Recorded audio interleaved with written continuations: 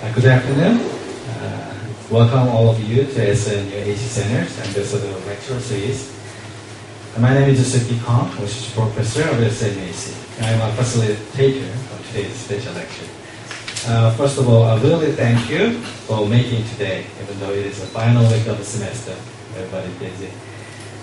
As you might know, Asia Center has several regular academic events such as Asia Forum, workshop, and Ambassador Special Lecture, and other annual conferences, etc. We are so glad to hold the Ambassador Lecture today. SNUAC has commenced this lecture series to invite various ambassadors to discuss the current state of politics and economy, social issues, and problems in Asia. So far, we have two Korean speakers. First one is Sunjin Lee. He's a former ambassador to Indonesia. The second is Ambassador Jung-Sun Shin, is the former ambassador to China. Today, we have a third speaker, Mr. Tran Ton, ambassador of the Socialist Republic of Vietnam, today Republic of Korea. As you know, this year is the 20th anniversary of diplomatic relationship between Vietnam and Korea. To celebrate the relationship, SNUAC organized this special lecture.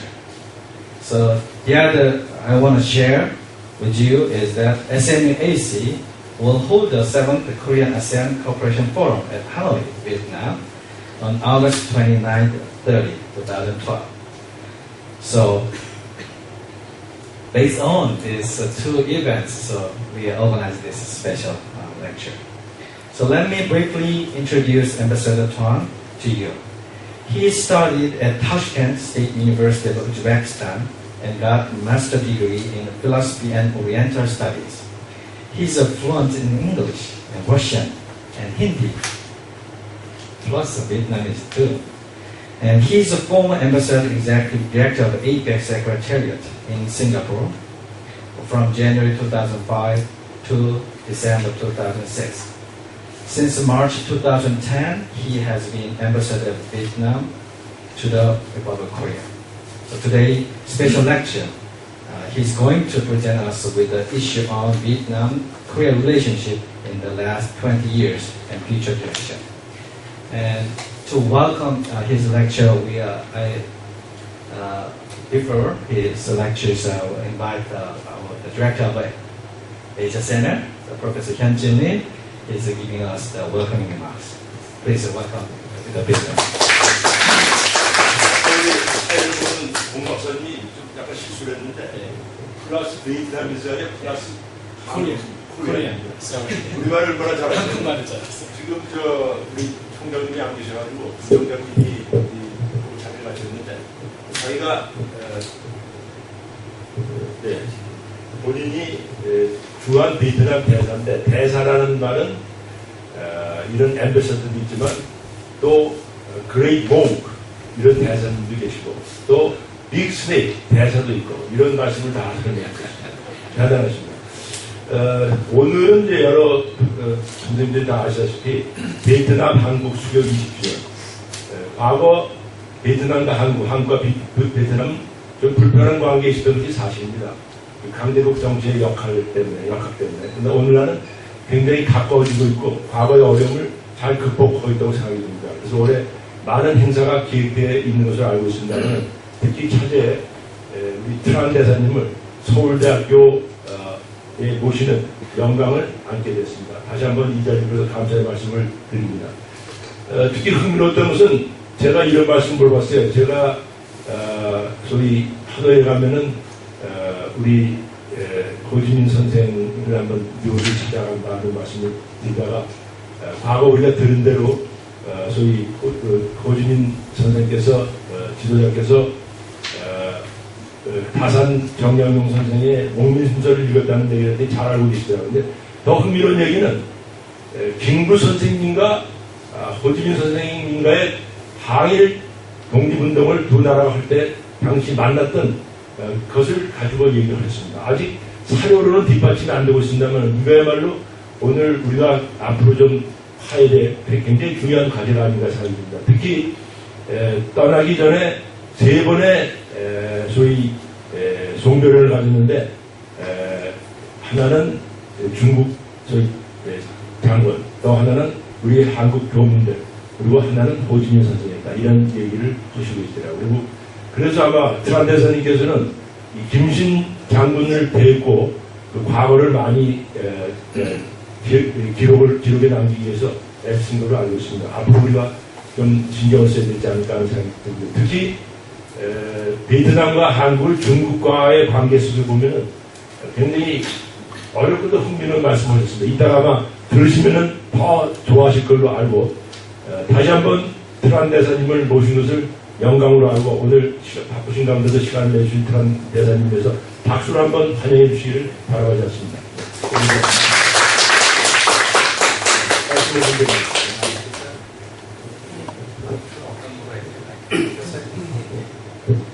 우리가 한 60분 정도 lecture 듣고 60 minutes lecture and 40 minutes Q&A session. But it's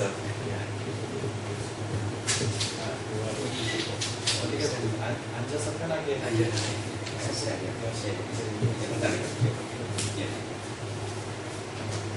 예, 감사합니다.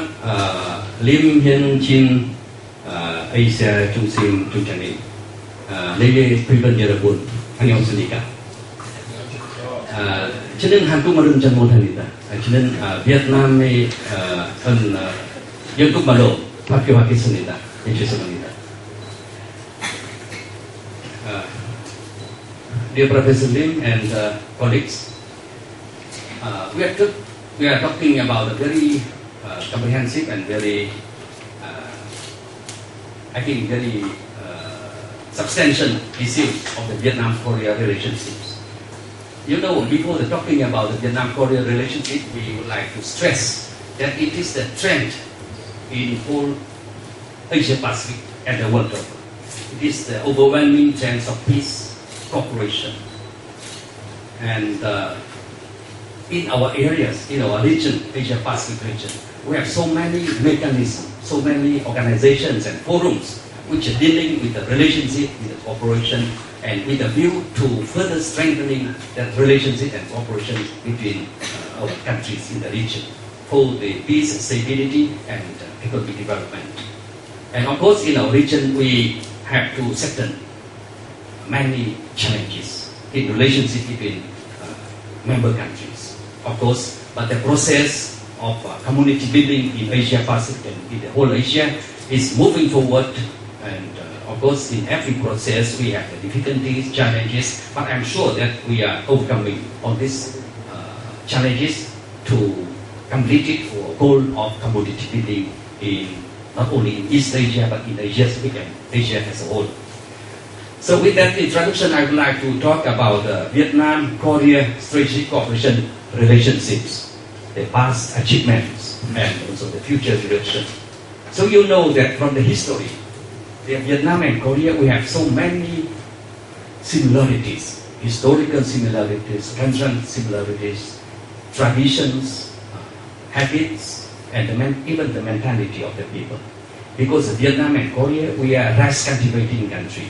We have been cultivating water rice. So the mentality of the farmers, peasants, are very much alike. Even you can find a lot of similarity in the way of life, traditions, family values, and also the big trends like Buddhism and Confucianism also make a lot of influence to our way of life in both Vietnam and Korea. So it is really interesting that many Korean people told me that before knowing Vietnam, they thought that China, Japan, and Korea are most similar countries. But after knowing Vietnam, they say, oh, Vietnam is more similar to Korea than to others. And maybe we can just through various aspects from many, many angles. And we see that indeed Vietnam and Korea, we have so many commonalities, so much similar features, not only in history, but also in the cultural traditions, values, habits, and the way of life. And also very amazing factor, that not only after 1992, when we established the diplomatic relations between our two countries, we have so close relationship. But before that, 1,000 years ago, we already have relationships. Before, we have we sent our ambassador, Korean ambassadors and Vietnam ambassador to Beijing, because China was a big country, and we always send our ambassador to Beijing. And during the time stay in Beijing, they know each other and they have very, very good relations. I know even Vietnamese ambassador Phung Cát Hoan, he has very good friends as Korean ambassador, and even he wrote poems to bid farewell to Korean ambassadors. And the second ambassador, like Mak Ding Chi. Oh, I heard a lot about the Mak Ding Chi in Korea, but I cannot find historical evidence to prove that Mak Ding Chi, he was a great man, indeed great man in Vietnam. He was the Trang Nguyen in Vietnam, and he was recognized by Yang Guk Trang Nguyen in Vietnam and Trang Nguyen in China. And he has very good relationship with Korean ambassador. And it is said that he loved one Korean lady in the diplomatic missions of Korea in Beijing, and he came to Korea for 3 months, and even they have children. I don't know if it's true or not, but many Koreans told me about that, and they even mentioned exactly his name, Mak Ding Chi. So all this also confirmed that we have very excellent relations from the ancient time. And from 1138, we have Yang Hun Wang Jia, who was a descendant of the Li dynasty. He migrated to Korea. And 100 years later, another Wang Jia from Li dynasty in Vietnam, Yong San, he came to Korea.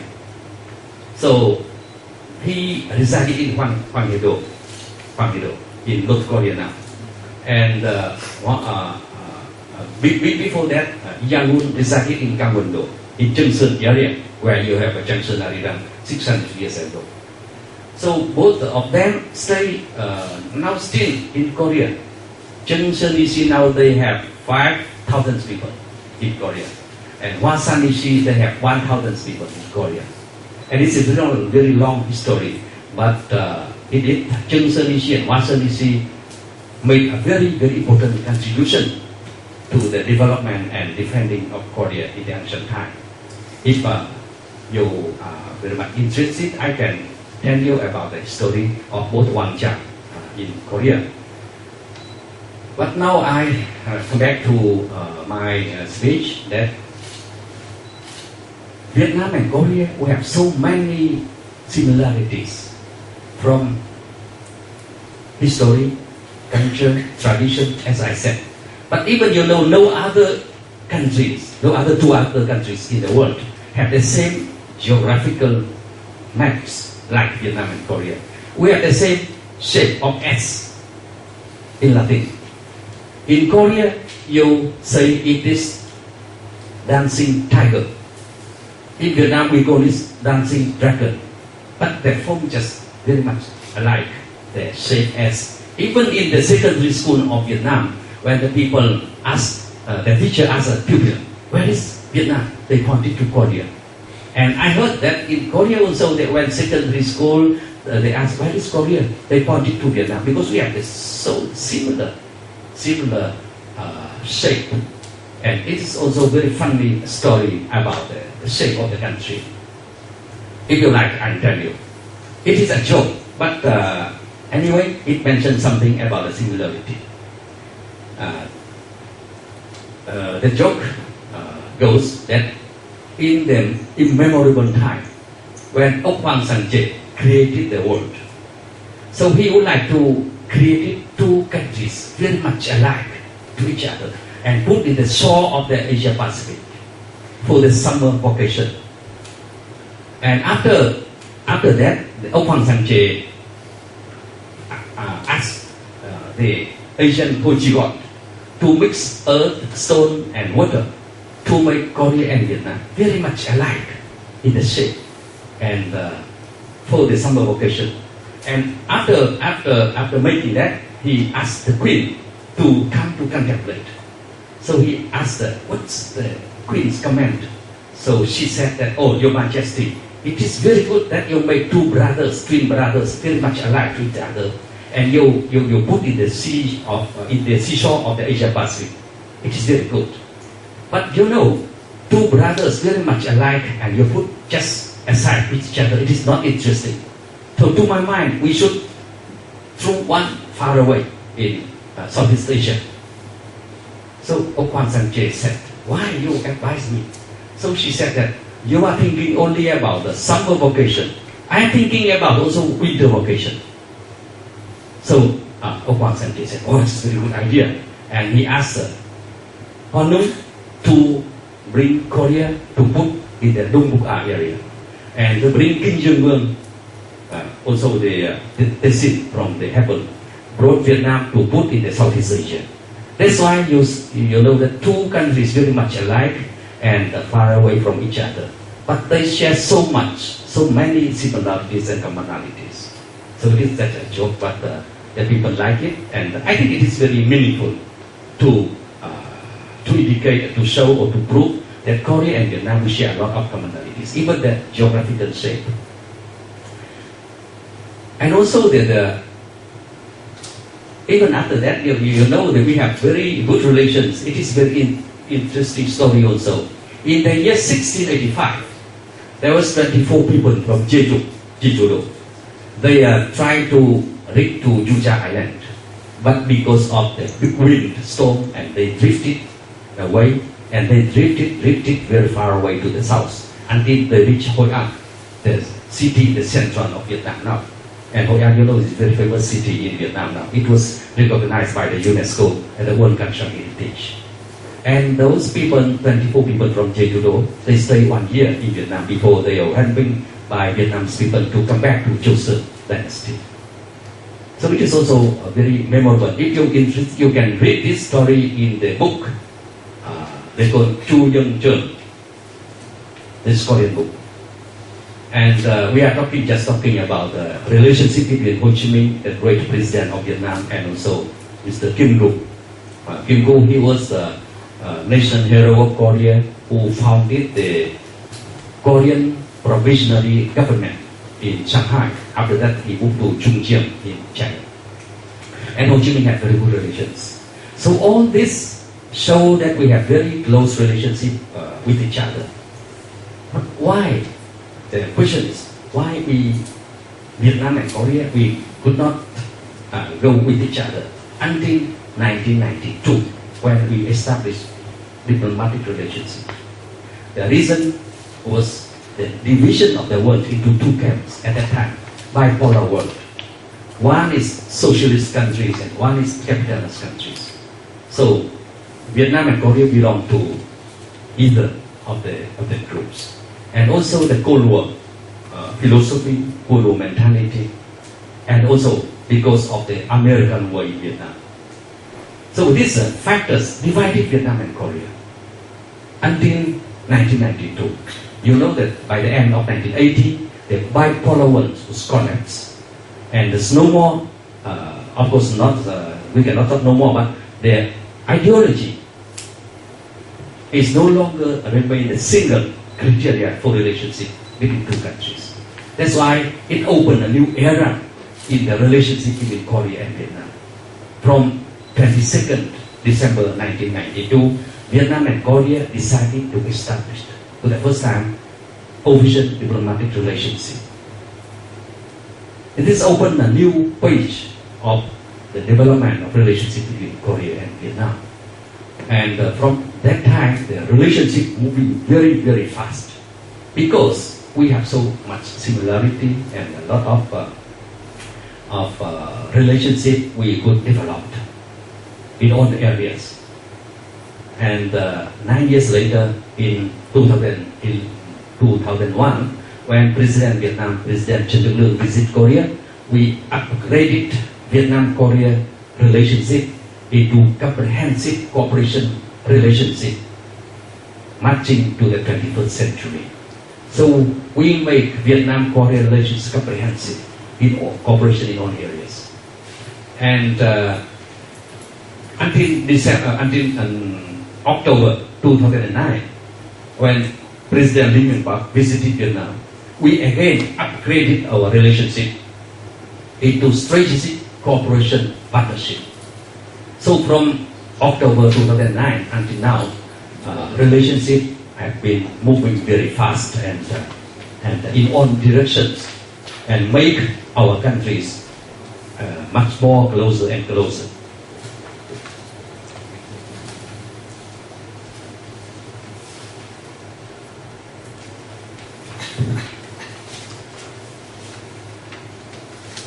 So what is the factors which promote the new and long-lasting relationship between Korea and Vietnam?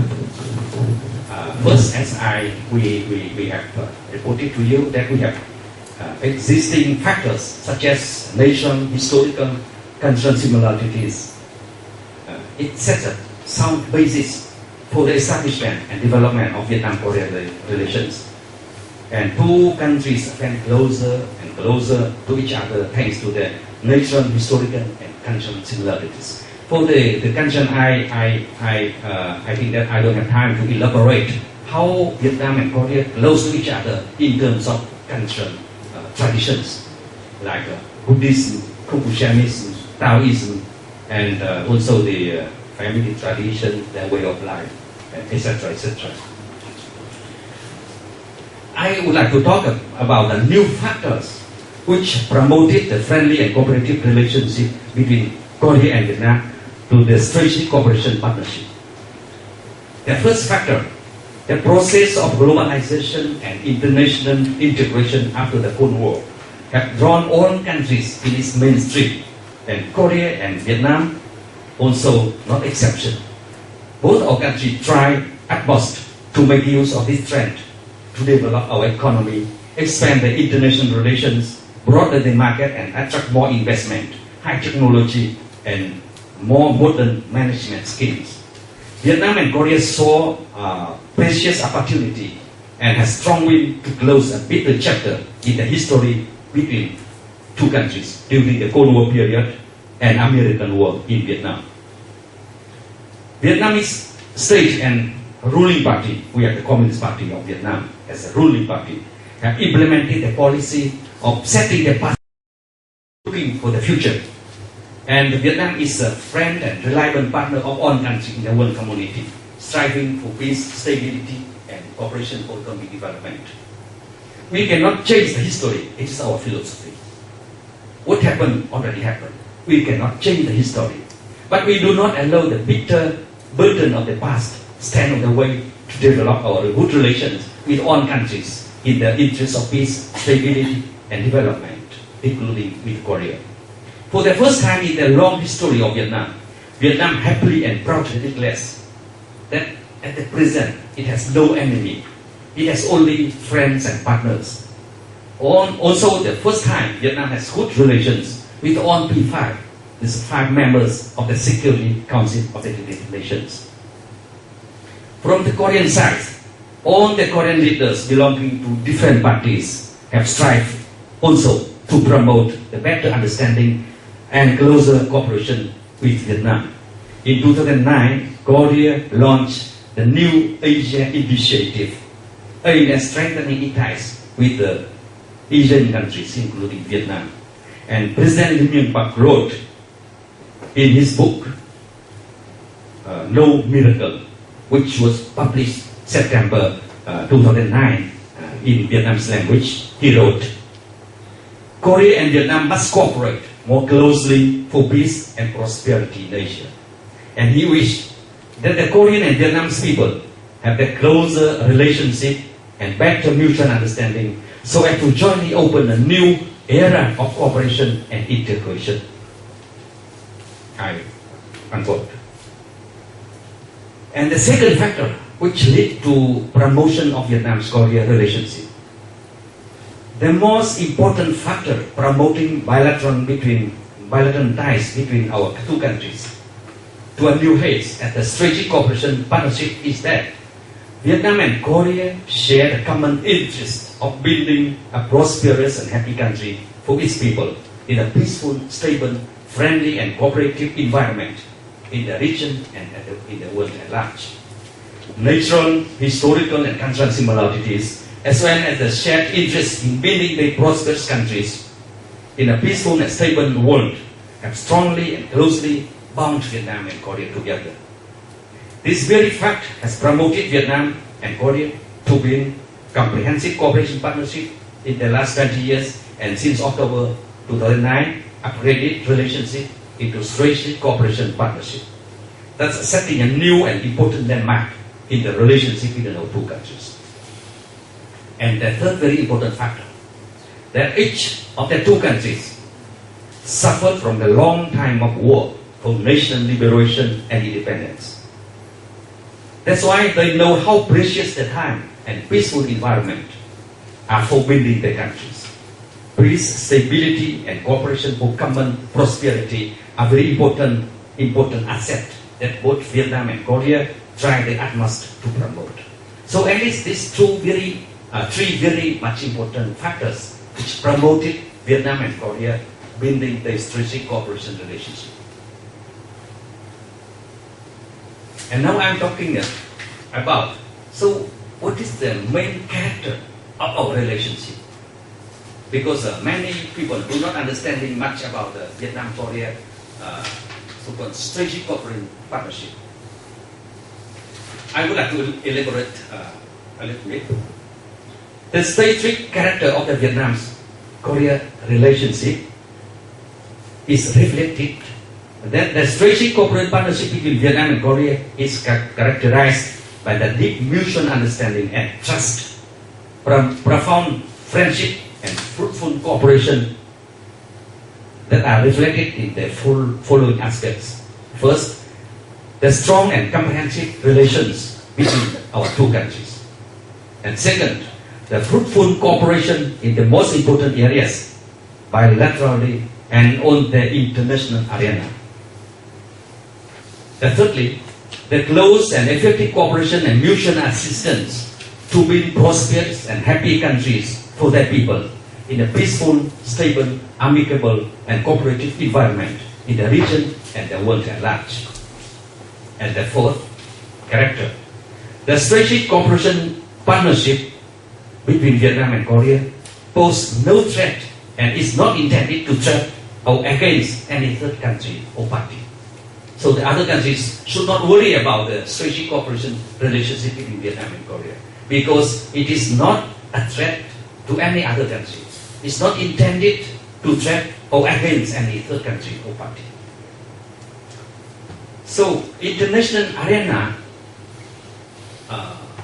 the strategic character of our relationship reflects in the support which two countries render to each other in the process of safeguarding and building the country. Vietnam strongly supports peace and stability on the Korean Peninsula. Secondly, Vietnam supports peaceful reunification of Korea.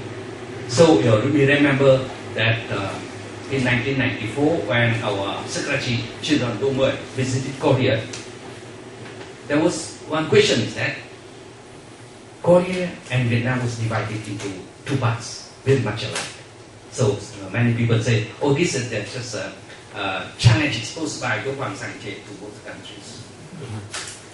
And what's the advice? Because Vietnam already reunified. Also advice from Mr. Do Moi from Vietnamese people. And Mr. Do Moi said that if you ask me about the advice, I just advise that don't use military force to unite your country, but peaceful way. Because Vietnam was unified country in different situations, in different times. At that time, the world divided into two parts: Cold War, bipolar world. That's why Vietnam has no other way. We have to use forceful way of reunification and be succeeded. But now Korea, in different time, you don't use military, you don't peaceful, because when the war use the war to unite country, will be a lot of killings and a lot of destruction. Korea already developed. So now in the new time of globalization, of peaceful trend of the development in international arena. So it is the possibility for Korea to reunify through peaceful way. That is the recommendation and advice from Mr. Dong Nguyen. And I think it's correct. The third, Vietnam support denuclearization of the Korean Peninsula and to implement Korean Peninsula from nuclear weapons. And fourthly, Vietnam support settlement of all disputes on issues between two Koreas by peaceful means through negotiations. And fifthly, we support on-ground cooperation between two Koreas to strengthen mutual understanding, mutual trust, and economic development, so as to promote nation reconciliation and prepare the foundation for the peaceful unification. And in such a process, if Vietnam can be helpful, I think Vietnamese government and people are ready to help. From the part of Korea, on the international arena, Vietnam strongly support Korea in its strategic cooperation partnership with ASEAN countries. You know that Korea and ASEAN countries already signed the agreement on establishment of the strategic cooperation relationship between ASEAN and Korea in October 2010. We also support Korea's increasingly important role and position in the region and global forum and mechanism, such as East Asia Summit, APEC, Asia Pacific Economic Cooperation, Asia-Europe meetings, G20, WTO, and the United Nations. And from the part of Korea support Vietnam in recognizing Vietnam's market economy and Vietnam's accession to the World Trade Organization. Participation of Vietnam, the chairman of ASEAN in the G20 summit in Seoul, and Vietnam's active participation in regional and global organizations. So it means that both countries will support each other very strongly in all the issues which related to the interests of both countries. And in fact, over the past 20 years, this strategic cooperation partnership has proved its vitality and significance for both our countries and for the Asia Pacific as a whole. Now moving to the fourth part of my speech. It's achievement of Vietnam-Korea relationship, which have been achieved in the relationship between Korea and Vietnam. Over the past 20 years, Vietnam and Korea relationship, friendship and cooperation have developed very fast and effectively in all areas: political, economic, social and cultural, security and defense, scientific and technological, education and training, and even people-to-people relationship. In the areas of political relationships, Vietnam and Korea, we have very frequently exchanged our high-level delegations from ruling parties, presidents visit, prime ministers, chairman of National Assembly, and all of ministries, national agencies, and local authorities. Until now, we have the 30 localities in Vietnam, big cities and provinces, even at the level of districts also have the cha mê quan hệ, this sister relationship with the Korean counterparts. I just cited some example. Hanoi have cha mê quan hệ with Seoul, Ho Chi Minh City with Busan. So this year, 17 years of anniversary of the establishment of a sister relationship between Ho Chi Minh City and Busan. We have the sister relationship between Haiphong and Incheon. We have relationship also between Dong Nai Sơn in Vietnam and Kiêng Sang Nam Do, between the Hue and Trang Won, between Long An province and Trung Trang Nam Do, between Quang Ninh and Cang Won Do, between Bình Dương province and Daejeon, between Kim Giang and Jeju-do, and Da Nang and Daegu, etc., etc. On the security-related matters, the two countries have cooperated in counter-terrorism, anti-smuggling, transnational diseases, prevention, climate change. So you know that now security issues has been expanded, not only nation defense and security, but security in terms of, we call it non-traditional security matters or issues. It means that climate change poses also threat to many countries, especially Vietnam and Korea, because we are situated in the peninsula. Vietnam is situated in Indochina Peninsula and Korea is situated in Korean Peninsula. So when climate change with the greenhouse emission and also rising of the sea level, it affects Vietnam and Korea so much. And also the issues like counter-terrorism also threaten any countries. And also the issues of anti-smuggling and transnational diseases like bird flu or many other things. So it is a non-traditional issues. Also we are cooperating very closely to settle all these challenges. We have already concluded the treaty on extradition, treaty on mutual legal assistance on criminal matters. All this contribute to improving our relationship, trust and cooperation. In the economic cooperation areas, Korea is Vietnam's important partner, leading partner in the economic development of Vietnam. The Intergovernmental Commission for Economic Control, Scientific and Technology Cooperation has been set up in May 2011.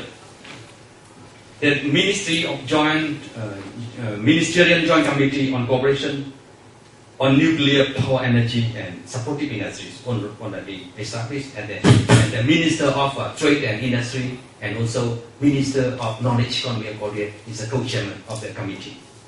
The two countries have signed an agreement on economic, scientific and technological cooperation, agreement on avoiding double taxation, agreement on labor cooperation, agreement on cultural cooperation, agreement on promotion and protection of investment, agreement on tourism cooperation. So all kinds of the agreements regarding the economic cooperation already signed between our two countries. And now Korea is among the top economic trade and investment partner of Vietnam. Regarding the investment, as of April this year, Korea is ranked number 1 in terms of number of investment projects in Vietnam, with a total number of projects now more than 3,000 projects in Vietnam. And Korea accounts for second, the largest in terms of registered capital of foreign investment in Vietnam, just after Taiwan. And the total amount of registered capital is now $24 billion. So among the 95 countries and territories with the foreign investment in Vietnam, so Korea always leading country. Sometimes number 1, sometimes number 2, but in terms of number of projects, always number 1. So it means that the scope, the size of the projects investment from Korea is mostly small and medium enterprises. So it is very good for the suitable to Vietnam's economic condition. And it sort out a lot of urgent things like employment for the people, contribution to the export, and also to the growth of the GDP of Vietnam. For the trade relationship, according to statistics from Korean Customs, in the last 2 years, Korea has overtaken Japan to become the second largest goods supplier to Vietnam. Just as textile and leather materials, electronic components, plastics, machinery, automotive parts, Korea is also the 4th largest importer of the Vietnam's goods, accounting for around 4% of total Vietnam's export turnover, mostly agricultural products, footwear, and seafood. Although affected by the global financial crisis and economic slowdown, the two-way trade between Vietnam and Korea still gains a high-speed growth. When we established our relationship in 1992, there was bilateral trade was only $500 million. But from 2008, it already succeeded $10 billion. So increase 30%. And in 2009, the bilateral trade was $8.75 billion. In 2010, the number reached $12.85 billion, up 46% compared to the previous year.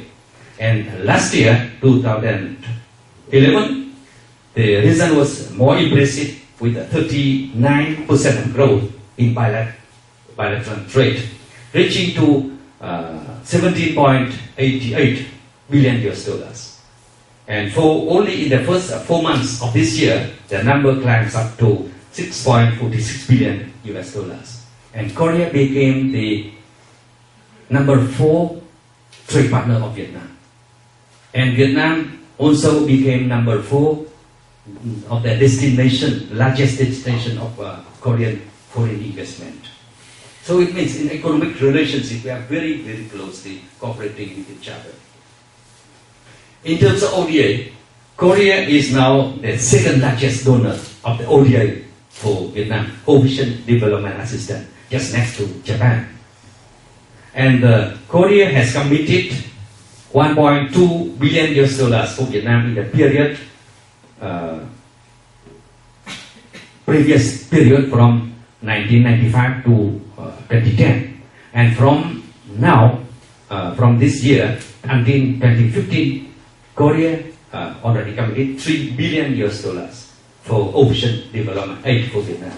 So it is opening the new opportunities, new chances for Korean businessmen to invest in Vietnam.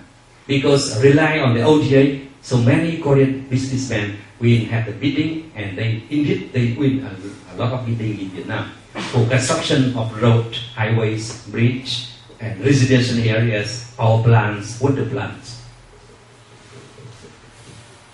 In terms of consumption and tourist cooperation, we have made remarkable progress. The agreement on consumption cooperation signed in 1994 and MOU on cooperation in culture, arts, sport and tourism signed in 2008, as well as other related frameworks documents have laid solid foundation for further enhancing cooperation between our two countries. In 2006, the Korean Cultural Center was launched in Hanoi with the aim of promoting mutual understanding and raising public awareness about Korean culture, as well as Korean-Vietnam relationship. Cultural exchange program between Vietnam and Korea, such as cultural exhibitions, film festivals, artistic performance, etc., have been held regularly in both countries. Early next month, Minister of Culture, Sport and Tourism of Vietnam, Minister Hoàng Tuấn Anh, will have an official visit to Korea and will organize a Culture and Tourism Festival on this occasion in Seoul and Gangwon. And it is very interesting that Hallyu, the Korean wave, is very successful in Vietnam.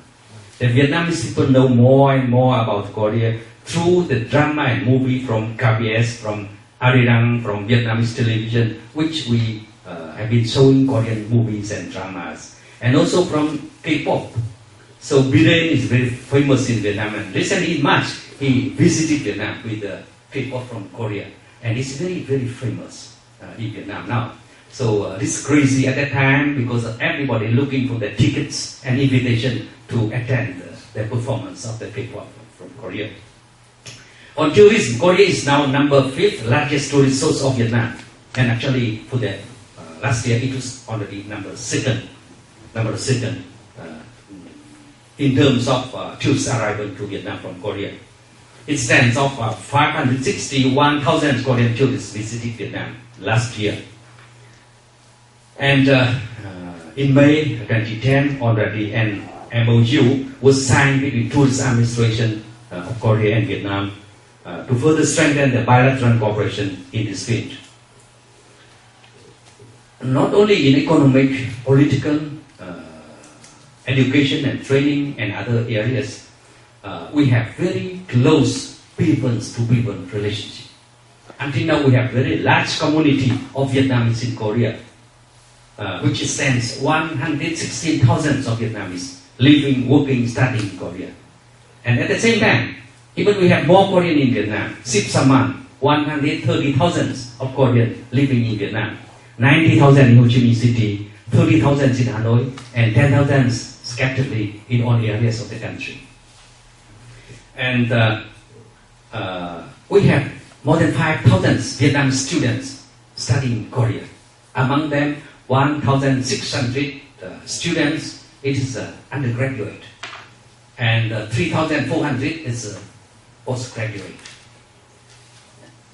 And because of those two communities sharing a lot of similarities, traditions, so they are contributing importantly to the development of friendship and cooperation between Vietnam and Korea.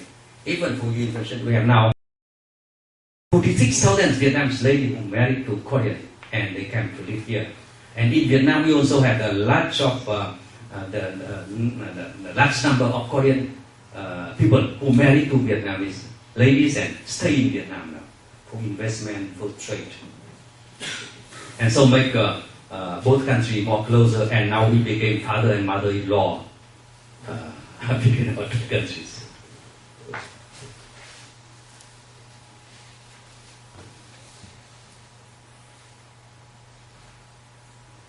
And now I come to my fifth part of my presentation is future direction. What Vietnam and Korea will do to promote further our strategic corporate partnership in the future. As I said, in October 2009, President Lee Myung-pak visited Vietnam and setting a new stage of the development with the signing of agreement on the upgrading our relationship into strategic cooperation partnership. The outcome of the summit in October 2009 between President of Vietnam and Republic of Korea marked a new milestone in Korea-Vietnam relationship, contributing greatly to promotion of friendship and cooperation between the two countries to a high level. The head of state not only agreed to elevate bilateral ties from comprehensive cooperation partnership to the strategic cooperation partnership, but also set the specific directions to foster the comprehensive cooperation, particularly in the important areas. First, in the political area, both countries decided to further increase visits by and meeting of high-ranking leaders, including leaders of ruling parties, to establish strategic dialogue mechanism at the vice ministers level to help deepen bilateral relationship in the areas of security and foreign affairs. The two countries are actively preparing and implementing the Vietnam-Korea Friendship 2012 this year to celebrate the 20th anniversary of the diplomatic relationship between two countries. So until now we have already bilateral dialogue, strategic dialogue between our two vice ministers in terms of defense, security, and foreign affairs. Secondly, in the economic field, we try to achieve two-way trade, bilateral trade of $20 billion well before the target years 2015. You know, last year already we achieved more than $18 billion. So we are sure that both Vietnam and Korea, we can achieve the targets of $20 billion well before, maybe 1 or 2 years before the target year 2015. And last year, in November, from 8 to 9, when President Trương Tân Sang, President of State of Vietnam, visited Korea, both countries already agreed to strive for the objective of $30 billion after 2015. So it is the great challenges, but also the targets, which very ambitious targets, which we try our utmost to achieve. And I'm sure that we can achieve this target in the future.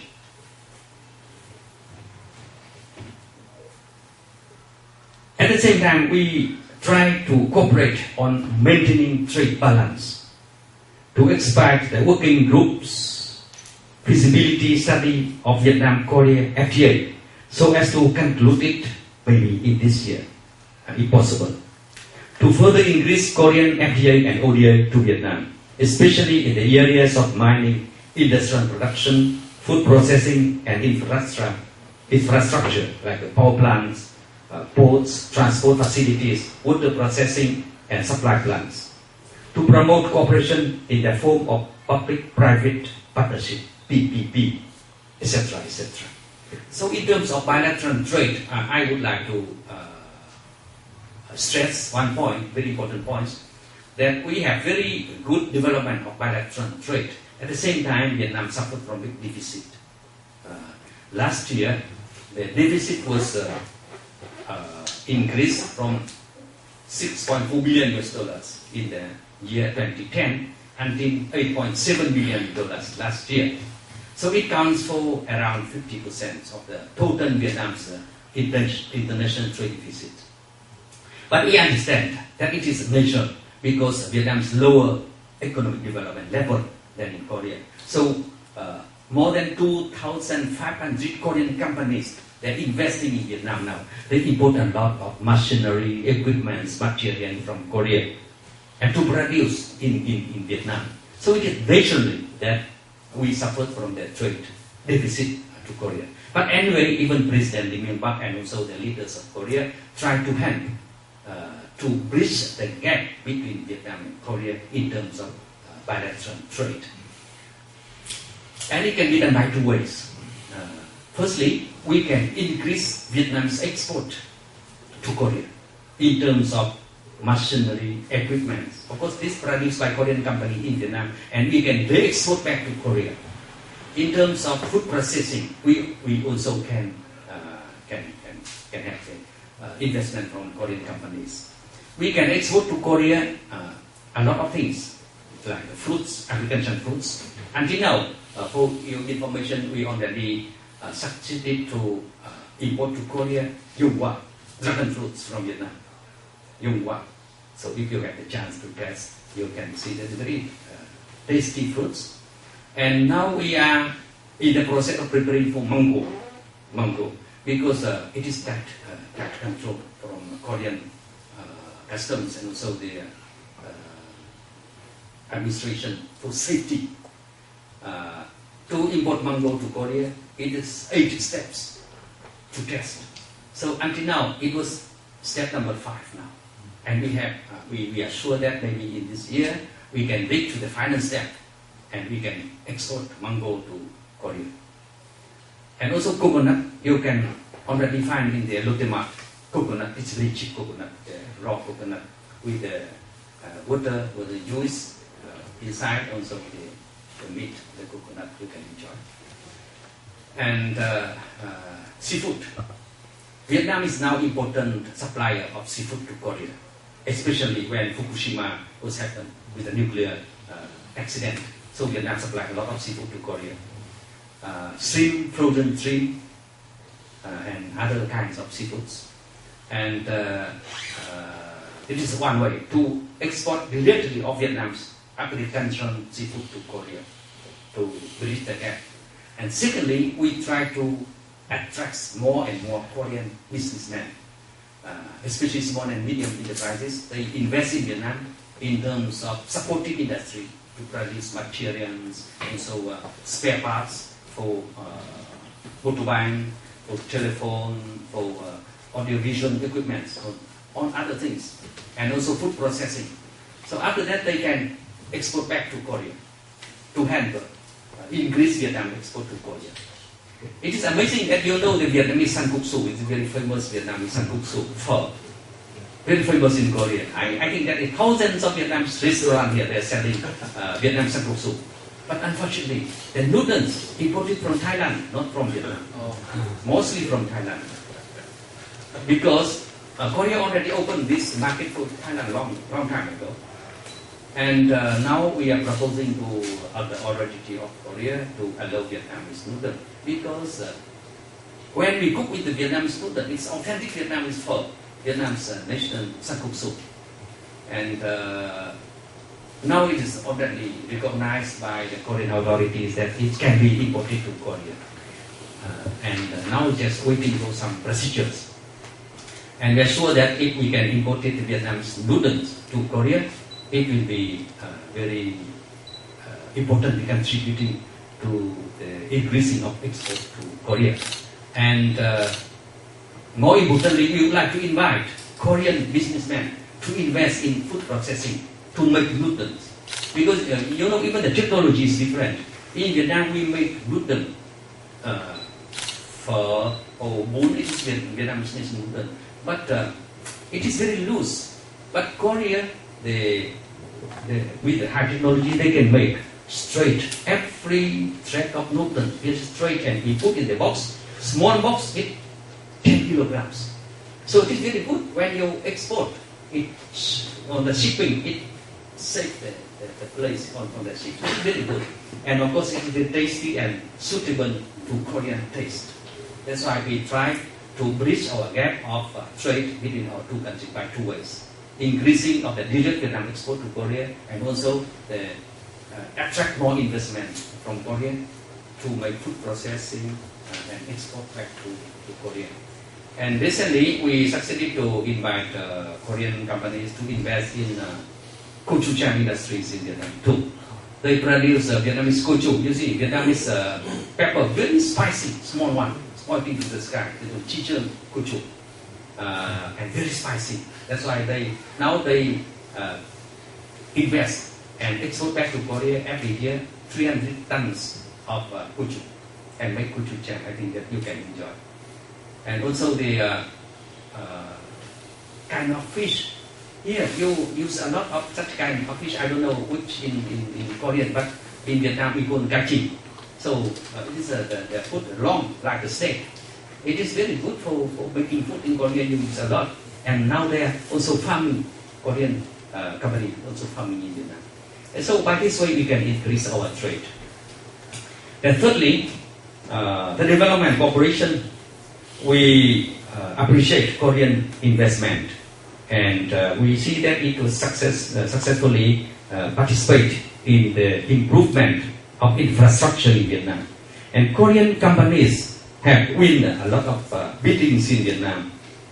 For example, big projects like the Vam Công Bridge over the Mekong River, the seaport of Cai Mep in southern part of Vietnam, the express highway of Hanoi and Haiphong, and Hanoi, Lao Cai, Long Thanh Dầu Giấy, Nation Highway of number 18, the Ho Chi Minh Ring Roads, and the express road in the western coastal areas of southern Vietnam, and Mông Dương Thermal Power Plants, Bà Rịa Vũng Tàu Thermal Power Plants, and Nam Định Coal Fire Power Plants by invested by Tech Quang Company, and Ninh Thuận Steam Plant from COSCO, and Thiên Tân Water Supply Plant, etc., etc. So many projects now. Korean companies are now participating. Of course, not the whole length of road, but the certain project in such projects.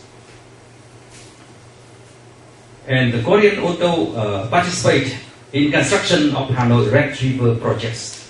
You know, when President Lee Myung-pak was the mayor of Seoul, he made a conclusion of MOU with the Hanoi authority to cooperate to develop Hanoi. They call you have Han Cang River, we have the Hong Kong River. So he would like to also develop the Hong Kong city around along with the Red River in Vietnam.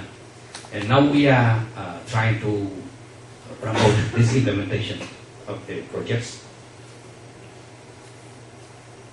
We also would like Korean companies to promote exchange of experience in financial policies, environment policies, rural development, land policies, scientific and technology, etc., to further enhance cooperation in labor and employment. For labor and employment, now we have totally 66,000 Vietnamese workers working in Korea to meet the demand of Korean to settle out the problem of shortage of labor. And they are contributed very importantly to the economic development of Korea. We should also promote Korean participation in Vietnam nuclear power energy program. For example, development of nuclear energy, human resource development training, improvement of legal framework, safety regulations, provision of experience and technical assistance in the areas of nuclear energy development. And one of the most important things now is to promote cooperation between Korea and Vietnam in terms of green growth projects. And we very much appreciate the new strategy of development of Korea. It is no It is green growth, low carbon green growth. It became one of the Korea became one of the leading countries in this area, even during the G20 summits and also at the United Nations. So Korea now is indeed a leading country in terms of the green growth, green development. And in Vietnam, we support this initiative, and we are cooperating with Korea to promote this green growth as a new paradigm of economic development all over the world. And I think that it is very important to promote our cooperation in these areas. And fourthly, to further strengthen the concern, education, sport cooperation, and people-to-people exchange, to enhance mutual understanding and trust between our two countries, to work out concrete measures to forge concern exchanges and revitalize changes of youth for future-oriented development of bilateral ties, to expand the consular cooperation to meet the growing demand of people traveling between two countries, to sign an agreement on civil justice support and to improve the current judicial support system and to streamline visa procedures for the people of both countries when they have the needs to travel between our two countries.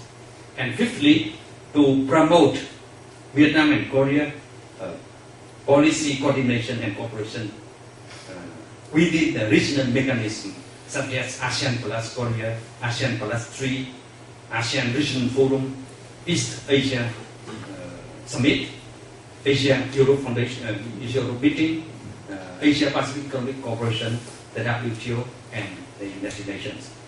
And lastly, at the state visit of President of Vietnam, Trương Tấn Sang to Korea, November last year, has further promoted Vietnam-Korea strategic cooperation partnership, reflecting the two countries' strong determination to bring the comprehensive relationship to a new height and stability and sustainability in the interest of our two peoples and for peace, stability and development in Asia, Pacific area and also in the world.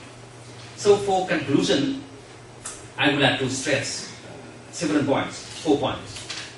The first point, over the past 20 years, Vietnam-Korea friendship and cooperation have developed very fast and finely in all areas, political and economic, social and cultural, scientific and technological, education and training, defense and security, and people-to-people interaction and exchanges. Secondly, the two countries share a lot of similarities and similar values in many aspects. Nation conditions, historical and cultural traditions. There is no contentious issues or conflict of interest. It is a strong aspiration shared by both countries to build a prosperous and happy country for their people in a peaceful, stable, amicable, and cooperative environment in the world and the region. This aspiration closely bound two countries together. Thirdly, the friendly and cooperative relations are not just based on the bilateral ties, but also in the framework of regional and international cooperation such as ASEAN Plus 3, ASEAN Regional Forum, APEC, East Asia Summit, Asia-Europe Meeting, the World Trade Organization, and the United Nations, etc. And lastly, there is still vast room for further strengthening and expanding relationship between our two countries. Friendship and cooperation between Vietnam and Korea as strategic cooperation partnerships will definitely continue to develop in the interest of our both countries and for peace, stability, and cooperation in the region and the world at large. So we are very optimistic about the development of Vietnam-Korea relationship in the next 10-20 years. And I think that Vietnam and Korea are more and more closer in the future. So with this, I conclude my presentation here. So thank you very much for your attention. And for more understanding, we can discuss any issues related to the subject. Thank you so much.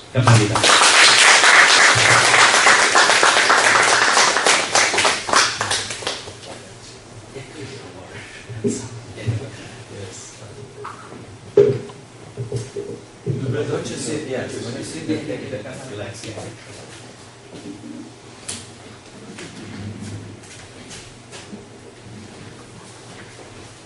So So we have 40 minutes question and answer session. So if there's any question, actually the ambassador to cover the whole issues, politics, associations, even Hallyu, and even many agricultural, food and seafood, many very familiar issues. So I think it's really good informative. Any question in the raise your hand?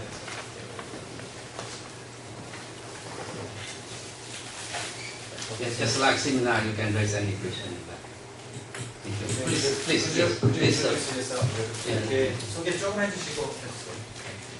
Thank you very much for very comprehensive and tender presentation, which I can feel immediately that you are very friendly to Korea. I'm Professor Sun Si-an, specified from the teaching computer science 3 years ago. I used to be one of the few faculty belong to Southeast Asian studies. I used to have a course on Asia and Southeast, focus on Southeast Asia, both in our Davis School of International Relations and also our department. But since I retired, that course has gone. So far, the Western University has, I don't know, very few specialists both in teaching research and furthering our program in Southeast Asia. Now, with this establishment of Asia Center 2 years ago, 2.5 years ago, Asia Center is set to go furthering Asian studies, especially. We in Asia Center is now organizing Korea ASEAN forum, first of which has been held last year in Singapore, second coming in Hanoi, late August. I have shortly asked you 3 questions or orders, which I thought I would on this day. First, well, of course, just high appreciation of you giving background of the country's relationship, stemming from the historical origin a long time ago, and also still keeping similarities, which become more great asset for further development. And also this policy area which you laid out for further our friendship and cooperation in both economic and traditional and non-traditional areas. I wonder if, I feel that as a member of the institute who are taking part in the managing and planning for the next ASEAN forum, which we have held in Hanoi, focusing on the 20 years anniversary of the 2 countries' normalization, and also ASEAN as a whole for the direction of the future cooperation in also different direction. I wonder if you could make available to our institute for some of us, even if it's not a perfectly text of your presentation today, for us to read and also get some help for furthering our understanding of ambassador's view of South Korea and different relationship, in a way to search where are the achievements, where are the issues that must be happening. Bringing this issue and knowledge, understanding with us, and also try to develop from this point. If it is not too difficult, I wonder if you could provide some way of written textbook or even the gist of the messages Yes. in your presentation so that it will follow and go through. And second question is, I wonder if you could, as an ambassador's perspective, also give us several areas and issues. Would you still wait for closer cooperation and also posing a challenge to keeping both bilateral and multilateral cooperation at bilateral and multilateral level in two countries? Going over the list of from economy and security, I would imagine that there are still, even though economic aspect of two country relations is going much more in a positive direction and also going in a rapid time. Still, those economic cooperation has some issues which is waiting for more subtle and sensitive handling also at the official and people's level. So, going over the economic and non-economic issues, I wonder if we could lay out as an ambassador so that we could pick up what are the challenges we have, where we should do more research and more thinking further to further this close relationship. And the last question is from academic point of view. What universities can do to further the relationship with two countries and also Korea's relationship with other countries in general.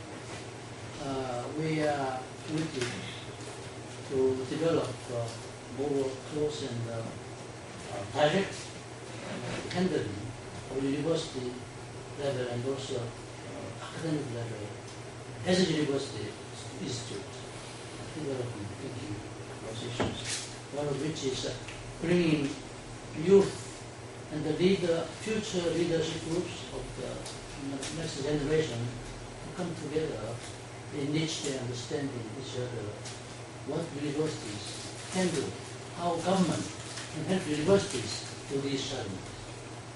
These 2 or 3 questions, I see, are very useful and big help for us to develop this foreign program.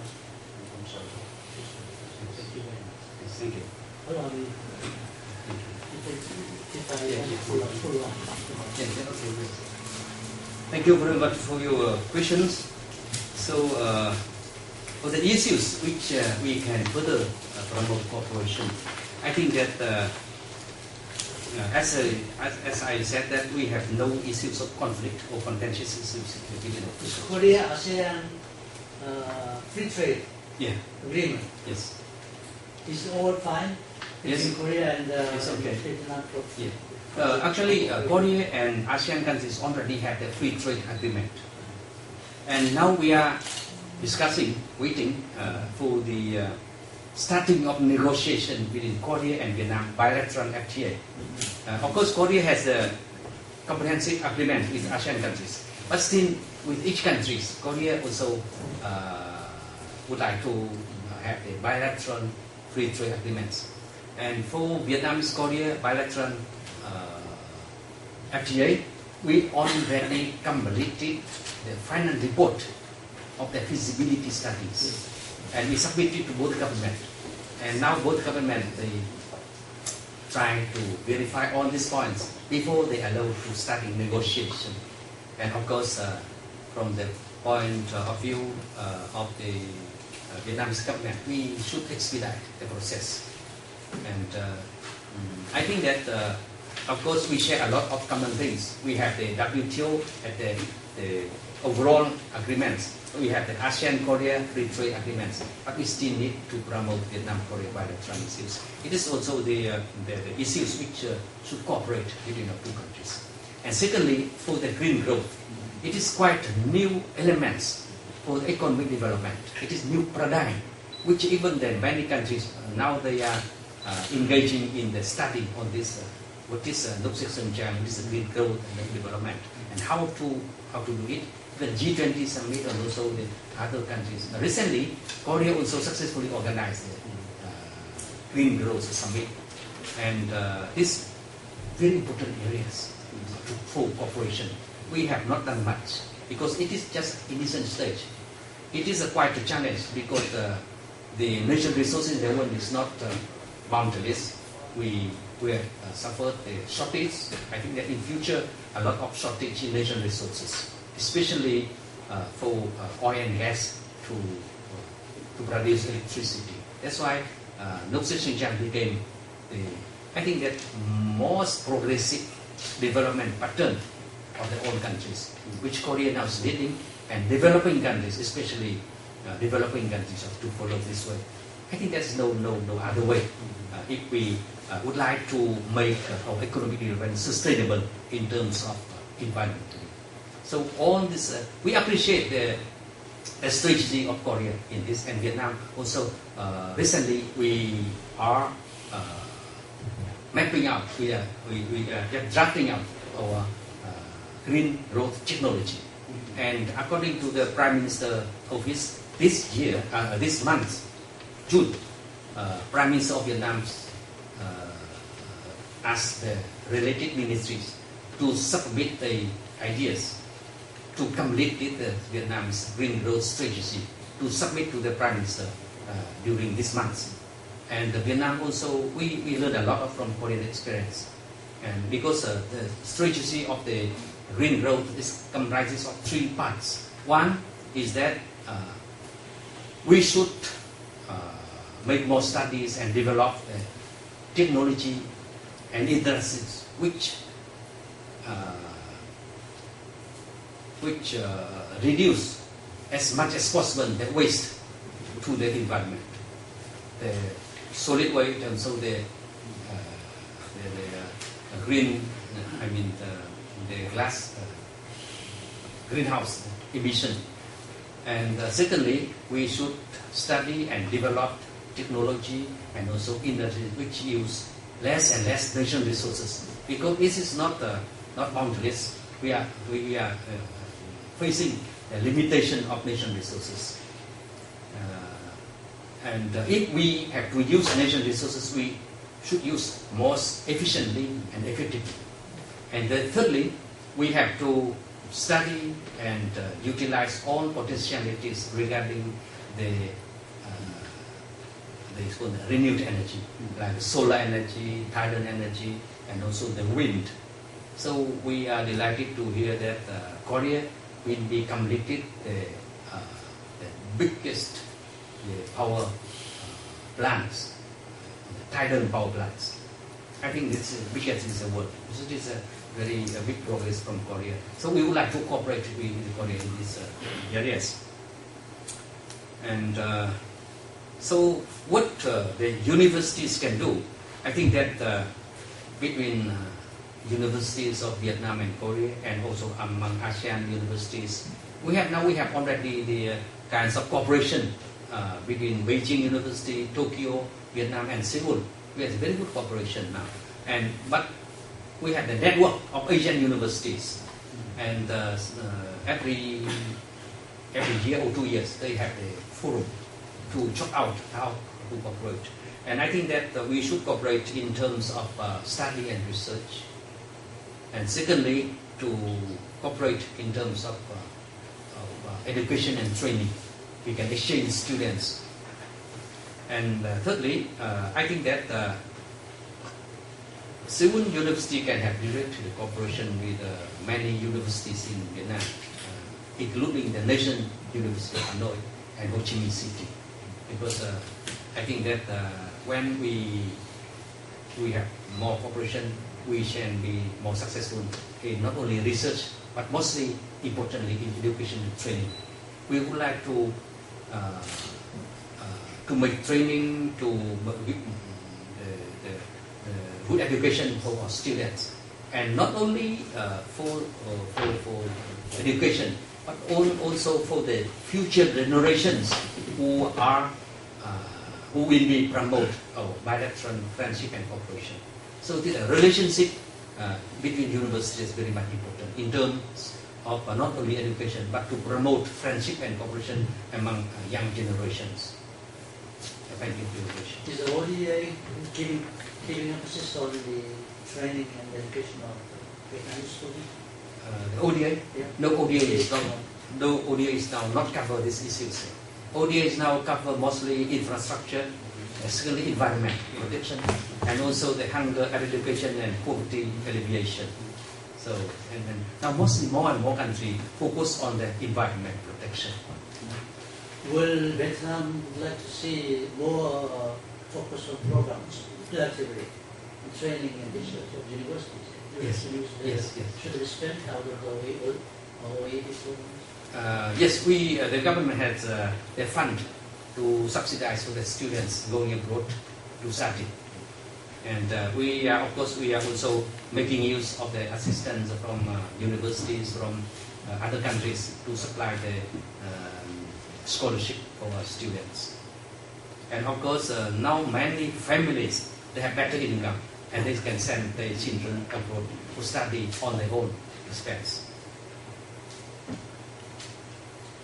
Okay, the question I think is the students here.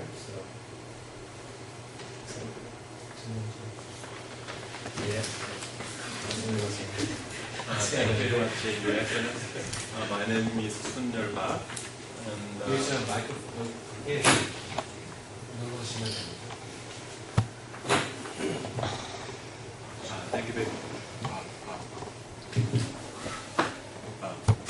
그냥 하시죠. Sorry.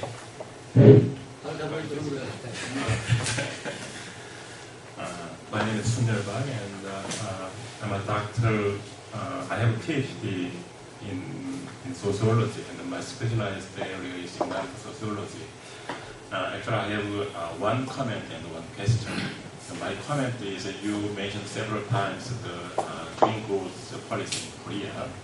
I think many of social scientists who are specialized in environmental issues and environmental policies in Korea, they are very, very afraid of the Korean government's green growth policy because they think the green growth policy is not at all sustainable, and such kind of policy can be resulted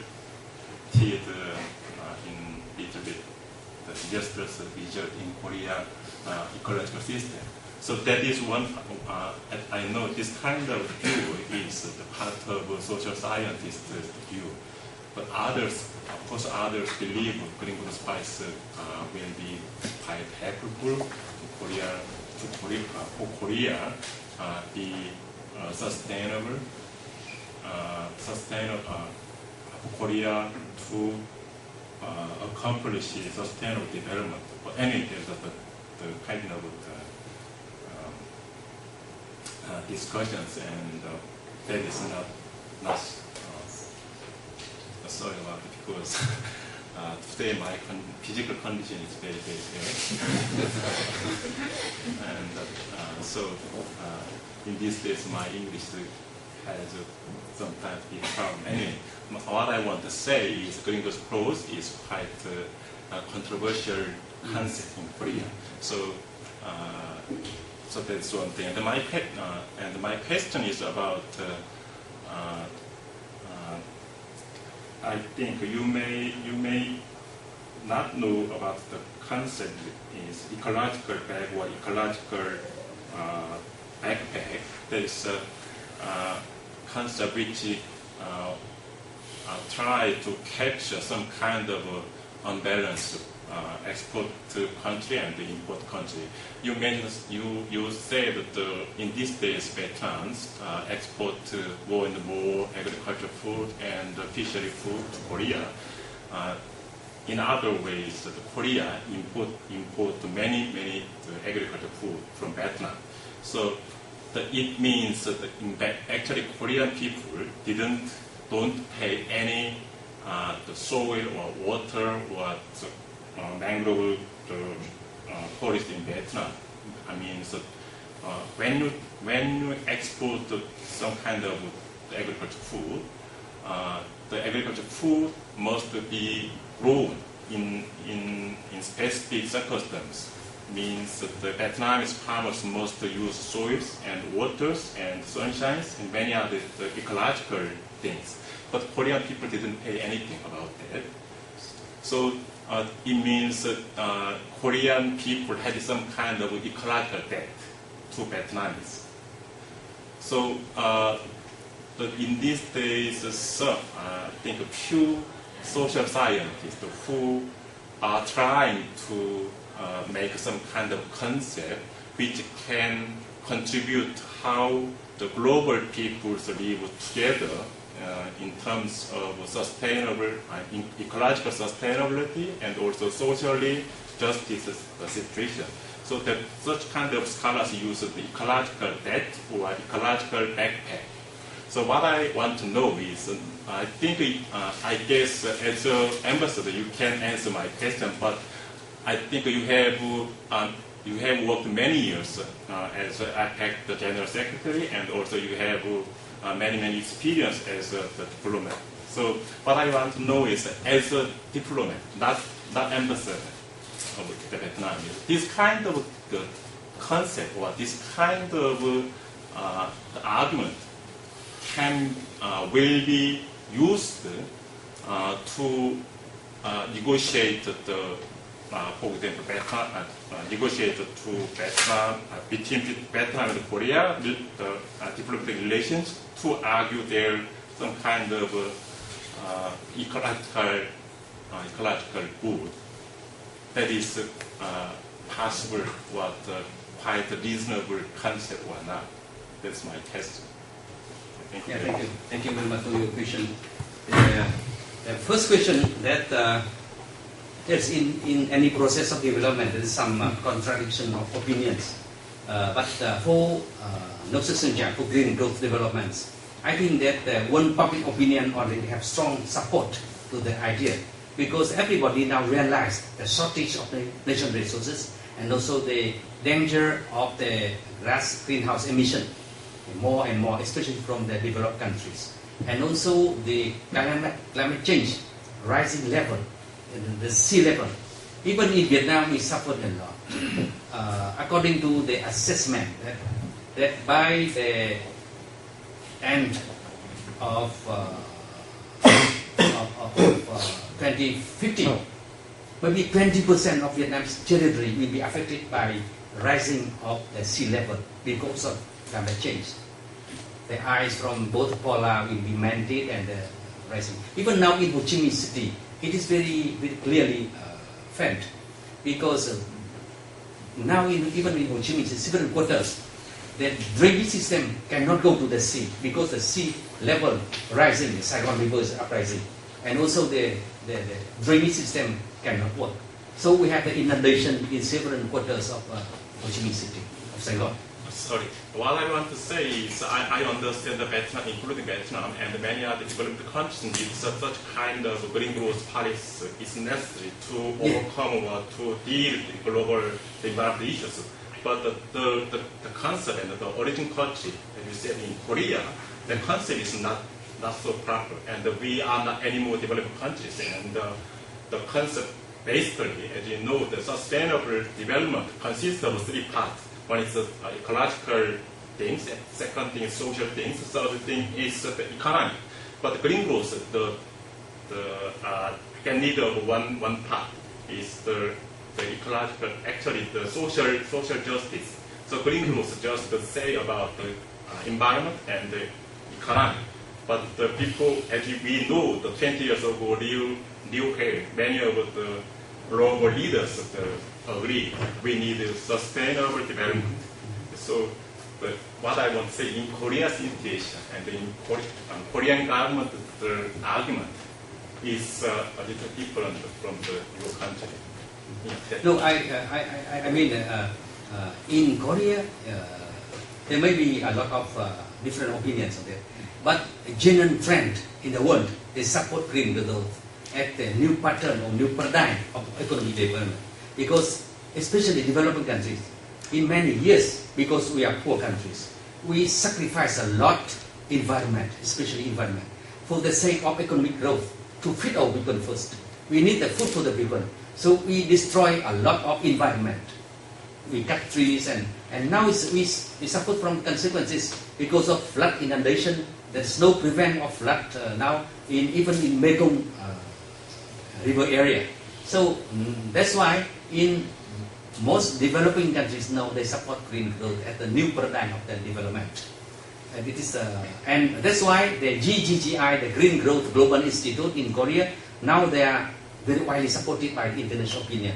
And also they are now I think that they will be presented to become the international organization at the Rio in Brazil summit in the next few months. So I think that it is, of course, there is some many aspects which we can have disputes. But generally, the world people, public opinion, they support green growth at the new paradigms of the development, especially for the developing countries. So regarding the ecological depth, it is quite a new area, and I think that now the people mostly thinking about economic effects and environmental protection effects, but that people still not thinking too much about the ecological depths. For example, the Korean people does not pay any tax for that. It is still the issue, and I think that scientists should raise this issue if it is necessary. In terms of trade, bilateral trade, so everything is included in the cost of production and in the price. So the people is not paying much attention on the ecological depth, as you said. Maybe the scientists should raise this question because the normal producer, they do not realize on this thing.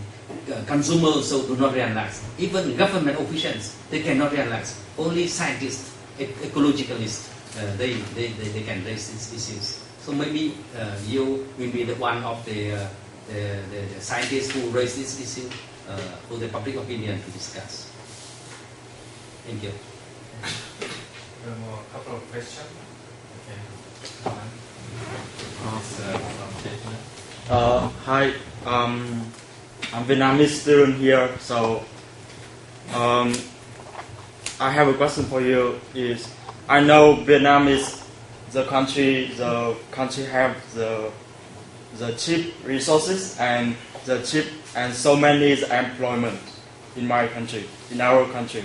So it's very attractive with the Korean investor and international investor also. So what I'm wondering here is whether Vietnamese government have some more profit or some more benefit for Korean investor if they want to invest in Vietnam. I mean, because Korean investor, if they want to invest in Vietnam, they have the competitive with so many international investors also. So, because you say Korean is among 95 international country investment, and Korean is the leader, first or second country investment in Vietnam, right? So, what I'm wondering is whether in Vietnamese government give Korean more benefit or something like give a Korean investor more benefit or profit if they want to invest in Vietnam. Thank you. Yeah. Thank you for your questions. So regarding the environment for investment and doing business, every country should abide by the WTO's regulations. It means no discrimination. So when Vietnam accedes to the WTO, we should abide by the regulation of the WTO. No subsidize, no advantages for any companies, even nation company Of course, we have the transition period, which Vietnam's company can enjoy some benefits, some advantage. But we have the roadmap. So in general, we don't have any discrimination against foreign companies and the investors from outside. Before, you know, in Vietnam, we have 3 laws on investment. One is a law for Vietnamese domestic investors. The second, the law on the business organizations. And the third law, it is for foreign investment. But for the past 5 or 7 years, we already merged, unified in the one law. So no discrimination between Korean or other investors, and no discrimination between domestic and foreign investors. That's no discrimination. It means also no advantage for any companies. Of course, companies, they can invest in Vietnam according to the advantages, comparative advantages. So they can make benefit from the competitive advantages. And for your information, according to the international organizations, recently they assessed that the rate of profit of Korean company is highest, even highest than in comparison with American or European businessmen. So it is very good because Korean companies, they comparative advantages, and it seems that Vietnam's market is very suitable for Korean companies. Of course, from our government, we try to create most favorable conditions for all companies, and we consider the foreign companies, including Korean, as Vietnam's domestic domestic investors. No discrimination. That's why we cannot expect that Vietnamese government will make some advantages or some benefit only for Korean government because it violates of the WTO regulations. Yeah, thank you for the question. Yeah, please. It's one last question. Yeah, please. Oh, yeah. As the former Secretary General of APAC, I'm sure you're familiar with the workings of APAC. But my personal understanding of such transnational bodies is that they are quite ineffective because they're comprised of so much nations. And so I wish you could share with us the experiences you had as the former Secretary General of APAC. What was your party's achievements, and what do you perceive as the role or function, and at the same time the limits of this body? You mean APEC, Yes. Asia Pacific Economic Cooperation? Yes. Okay, thank you for the question. As you know, the APEC has overcome a lot of difficulties to become the very important organization. Before they thought that APEC is very loose, that it is just a forum, region forum. But for the past few years, it became more and more institutionalized, became organization, regional organization. And at first, APEC focused only on the trade and investment, liberalization and facilitation. It made a lot to open up the market of the countries in order to promote trade and investment. And it has done a lot for the economic achievement in our area, Asia Pacific. And for the recently, it already expanded the scope of activities to many areas, not only trade and investment, but also IPR, intellectual property rights. And also a lot of areas like climate change, anti-corruption, human resource development. And now it is around 60 working groups in APEC. So even the issues like non-traditional issues like anti-terrorism, also in the scope of the cooperation in APEC. So APEC now is developing in terms of organization, more and more institutionalized. And every year it has the summit. It is the highest meeting of the president of state. We do not call APEC countries because APEC includes Hong Kong and Taiwan as the territory. So we call APEC economic, or we call the economies, APEC economies or APEC members. So regarding the effective of APEC for the international organization, we cannot expect too much. Of course, APEC has done a lot. APEC create the whole environment for economic cooperation in our areas. So APEC now indeed play a very important role to promote trade, and investment, cooperation in terms of anti-terrorism, anti-smuggling, climate change, human resource development, cooperation in terms of education and training. So it is the whole areas, the full range of areas of cooperation are very much promoted.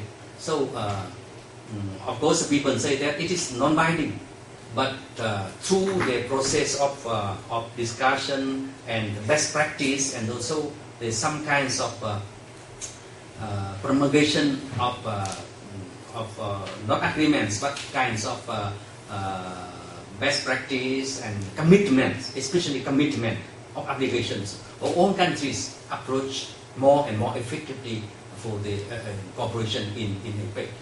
We are sure that if APEC is not so effective, why many countries now they would like to apply for the membership of APEC? And APEC now they decided to moratorium, to stop taking new membership. Otherwise, many countries, dozens of countries would like to join APEC, but they, in order to consolidate the development of APEC, they make moratorium on the taking new members of APEC. So don't worry about the effectiveness of APEC. Indeed, it became a very important organization in our area, because you know that the power, the center of power now, of the world power, now is moving from Europe, from America to the Asia Pacific. Asia Pacific became the leading area which contribute to the world development, GDP, and also the world economic development. That's why the more and more attention to our region. That's why APEC is now is more attracts more and more attention of the country in the world. So I think that many other countries like United States, Russia, China, Japan, Korea, and some other big countries also very much interested in APEC and try to promote the cooperation as more efficient and more effective as possible. Thank you. And 2005, Korea was the host of APEC summit. So I was happy to come to Korea at that time to organize APEC meetings. We have a lot of meetings. And now more talks, more meetings is better. Even sometimes we lack of resources to attend the meeting, because we have to attend ASEAN meeting, APEC meeting, Asia-Europe meeting, East Asia meeting, a lot of meetings. But it is for the mutual understanding and more of cooperation. Thank you. Okay, so we scheduled the I think it's a time up. So thank you, Ambassador, so for your lecture and your answers. And thank you all for attending. So I think this is the last academic event of Asia Center. We will resume the ambassador lectures next semester. So once a semester. So maybe we'll in other Asian countries or ambassadors coming. So thank you again for your wonderful and great lecture and answering. So please give him a big one.